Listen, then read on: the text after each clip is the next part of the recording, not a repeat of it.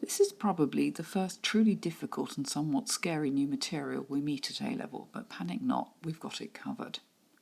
A time-of-flight mass spectrometer enables us to determine the mass and the relative abundance of different isotopes of an element, and we can use this information to calculate a relative atomic mass. For example, if I were to put a sample of xenon into a mass spectrometer, it would tell me that I have 4 different isotopes. It would give me the mass of each isotope and the abundance. I can calculate the relative atomic mass of xenon to be 131.31. The time-of-flight mass spectrometer is a simple piece of apparatus. Essentially, a sample of an element is injected into the spectrometer, and the atoms are ionized, forming positively charged cations. These cations are accelerated to the same kinetic energy and then released into the flight tube or drift region. We can measure the time taken for the ions to drift through this vacuum. The vacuum simply prevents ions colliding with air molecules. Lighter ions travel faster than heavier ions. The velocity of these ions is proportional to the square root of the mass. The ions hit the detector sequentially, and each ion picks up an electron, causing a current to flow. And since the size of the current is proportional to the number of ions, we can determine their abundance. So here come the equations.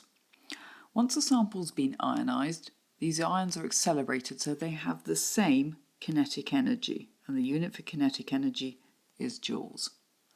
We know that kinetic energy is equal to half the mass of the ion in kilograms multiplied by the square of the velocity, and velocity is in meters per second. Now, exam questions rarely ask you to find the kinetic energy of an ion, but they often ask you to find the velocity. So let's rearrange this equation. Velocity squared is equal to the kinetic energy divided by half m. Or we could say it's equal to twice the kinetic energy divided by the mass, which simplifies nicely to time equals distance times the square root of the mass divided by twice the kinetic energy.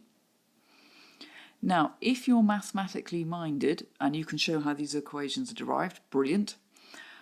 You need to be able to do this in some exam questions. However, if like me you're mathematically challenged, then it's worth spending some time getting your head around the equations and then memorise them. It's just so much easier in the long run.